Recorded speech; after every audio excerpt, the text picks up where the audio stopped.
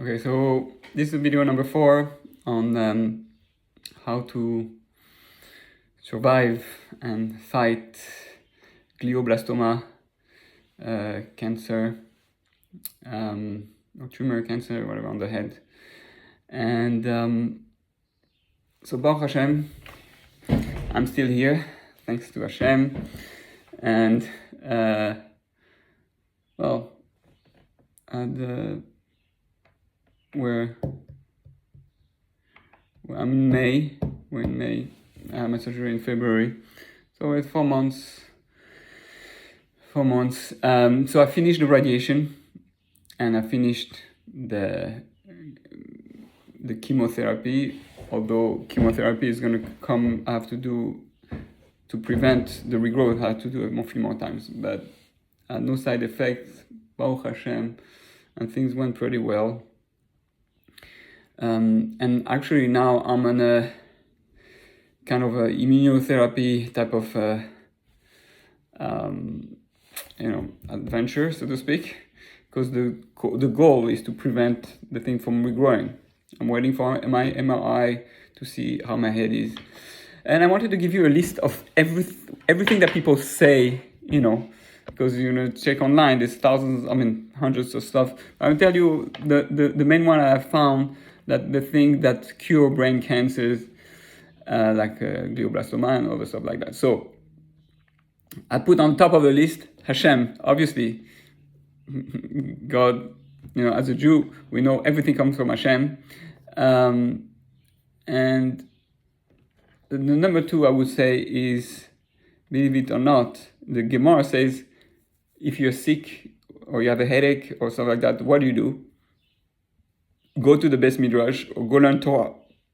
And I would say it sounds weird, but I'm a witness to it, that sometimes I feel sick and I try to learn Torah, and it actually, you feel better after. Not always, but most of the time, at least from my experience. Bli neder, obviously. But yeah, when I learn Torah, it gives me a certain energy, and I feel that Hashem is taking care of me. So learning Torah is also a way. This you're not going to find online, though.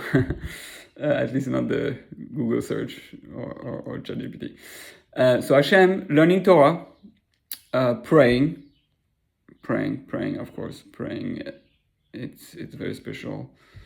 I think for me, the most powerful experience that is my quality of davening has improved, and that's always a very good sign, as my Rebbe says.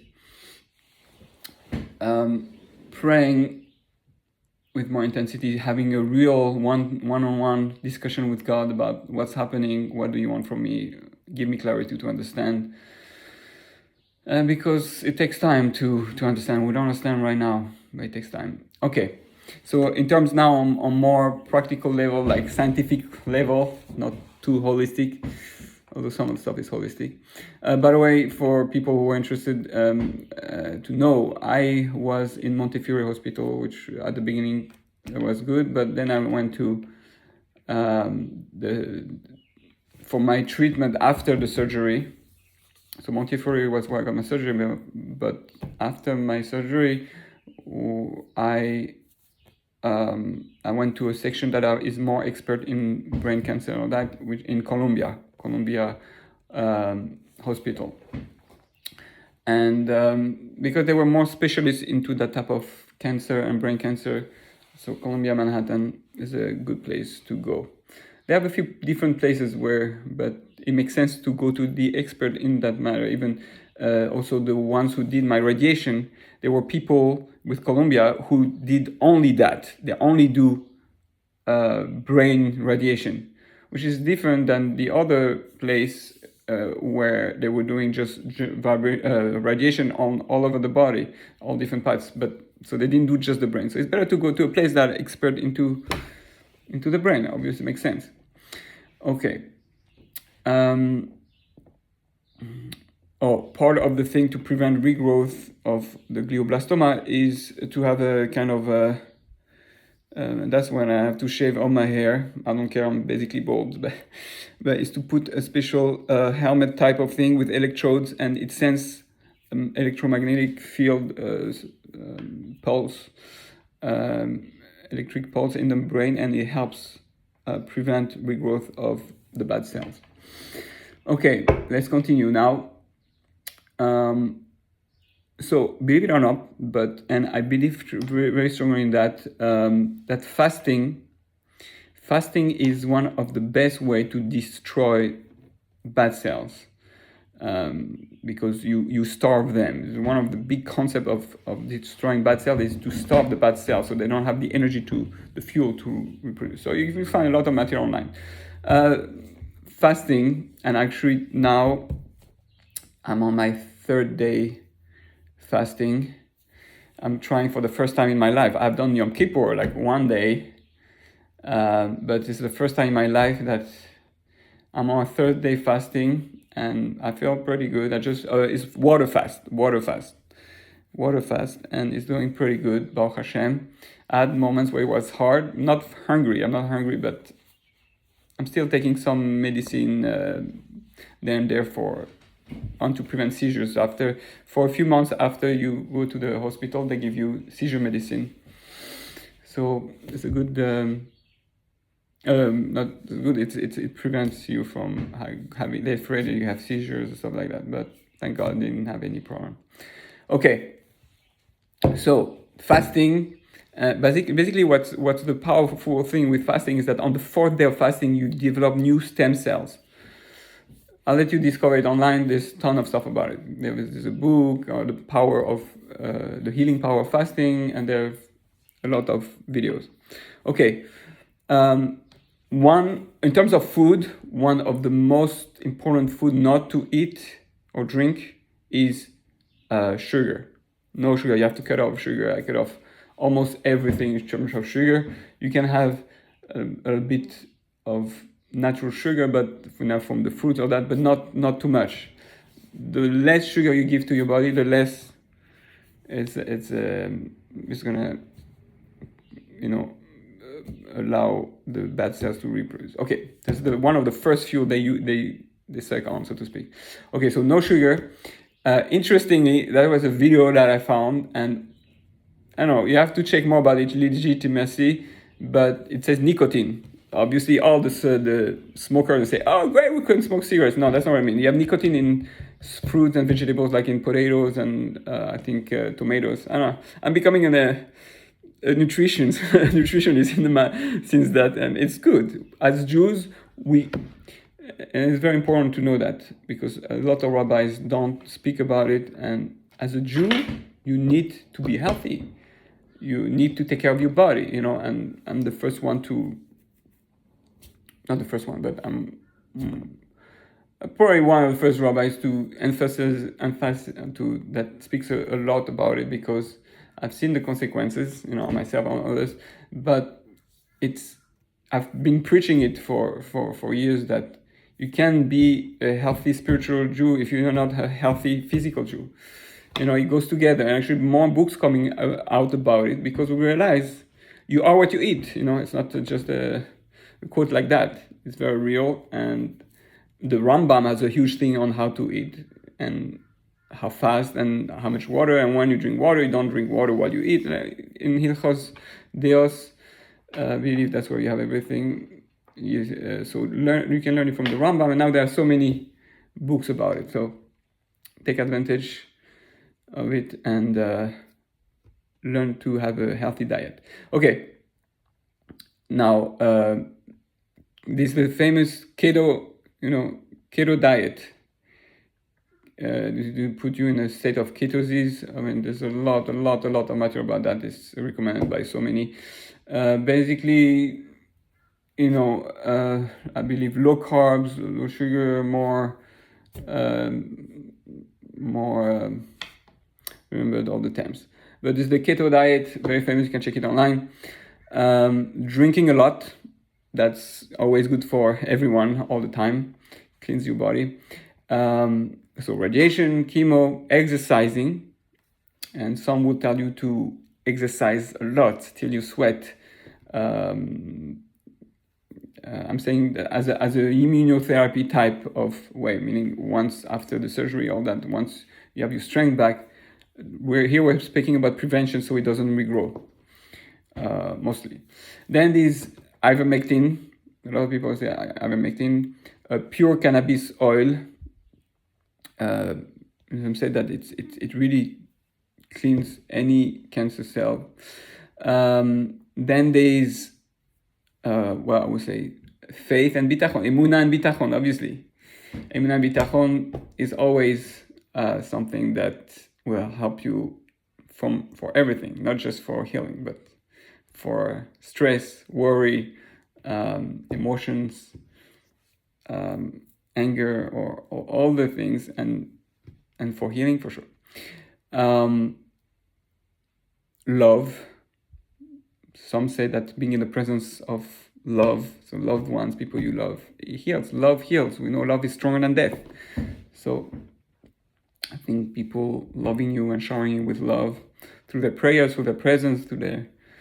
So love, and spread your love, enlarge your heart, love more. One thing I want to add is, before I forget, is gratitude. Gratitude to Hashem and to others. This expands your positive energy and your love for life, and it will definitely affect you in a positive way. Can't hurt. So being more grateful than ever before for every little thing. So it will go very well with doing 100 brachos a day. And as a Jew, we try to say 100 blessings a day to expand our gratitude. It says, someone who says, David HaMelech says, that 100 blessings a day will prevent you from any plagues, anything bad, and or at least it will help you be more grateful and heal faster, in my opinion. Meditation, doing meditation, the laws of attraction, all that, visualization, seeing that Hashem is healing you, accepting this. That's something I learned from Partners in Prayer, from my Rebbe, and that there's a future with you healed there in the world. All potentials, it's like quantum physics, all possibilities are there. So you can access that version of yourself as healed. So that's something you can do. I think for some people it might be good to... There's a healing circles that people do. It's not that popular yet. Rabbi Daniel Katz does it, Dr. Joe Dispenza, not Jewish, but I learned a lot about the body from Dr. Joe Dispenza, so you can learn a lot about it. I think it's worth it, how your thoughts affect your emotion affects your body, and your actions affect your body. So change your thoughts, then change your emotions, change your body. You can check on him online. There's a lot about things about that. So meditation is like prayer. It's the Jewish way of prayer. It's just they made it a separate thing somehow. But meditation is a very Jewish thing, especially nowadays. So there's something called oxygen therapy type of thing. I forgot the exact name. There's two types of oxygen type of therapy where you put, you're given an extra dose, a surcharge of oxygen, and basically helps to heal your body from many different things. Then there's something called apigenin, which is parsley. Okay. Then there's frankincense oil that you put on your palate, and they say it goes through your palate and to your brain, and it helps.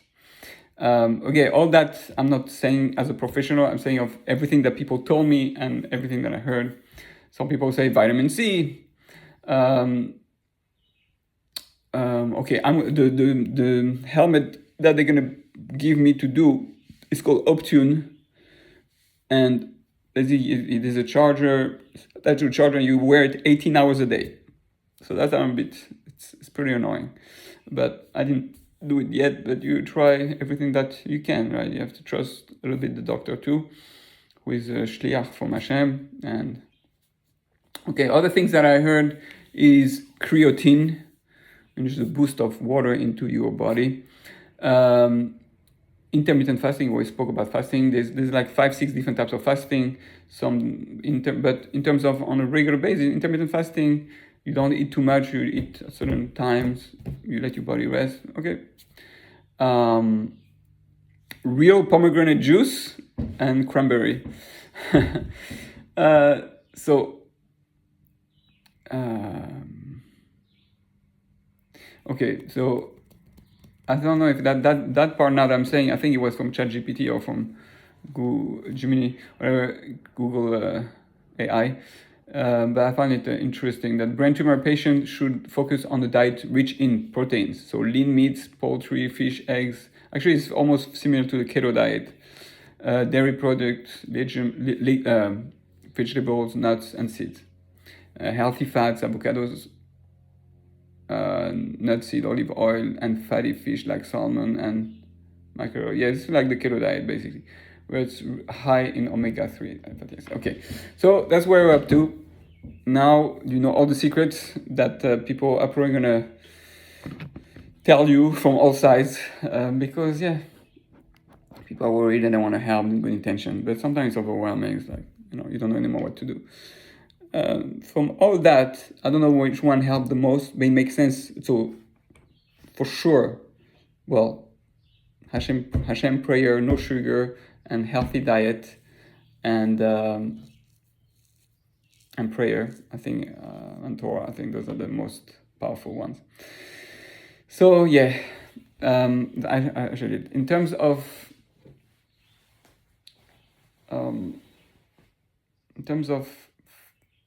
continuing, keeping hope. Not there's always those moments. There's moments where you become a little bit pessimistic. You hear stories. You online. You see that a lot of people don't make it. So it's very easy to get scared. Don't be careful of the online thing, because when you're in the hands of Hashem, everything's possible.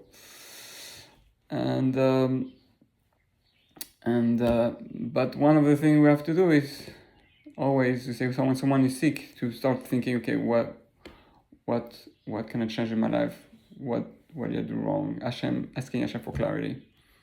I still don't know why it happened. It can be because of a previous life, or because something in this life you need to fix, or something for Klal Israel. It's beyond us. We don't see the whole picture on Hashem. I don't know if I'm repeating myself. I'm sorry if I am. But try to spend time with the people you love. Planning to go to different places to see my sisters, my brothers, my cousins, because you don't know. But when you know that every day is a gift, and you don't know how many times you're gonna get that gift, actually, you want to take action to not regret. I read something not too long ago about what we say in the morning. That more that you have faith in Hashem, Hashem has faith in you. I think that's pretty powerful. Yeah. Hashem believes in you more than you believe in Him, which is pretty powerful of a statement. All right, my dear friends, hopefully give you some insight, some good things, and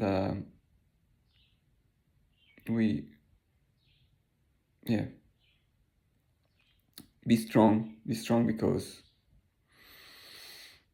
we need you.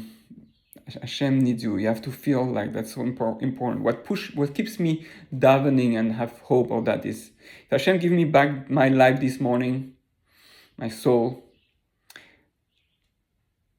it means that the world still needs me, and the world needs my prayer or my learning. But that gives me the strength to pray every day, that there's still something, the world needs me. I need to pray for the people that only I know, or people my prayer might add to other prayers. Save a hostage, give strength, or say my students or my family, who knows. So, but definitely you need it. So be strong, Biachal Netzach, and God willing, we'll fight all those cancers and heal. All right, Hatzlacha to all of you. Refuah Shlema.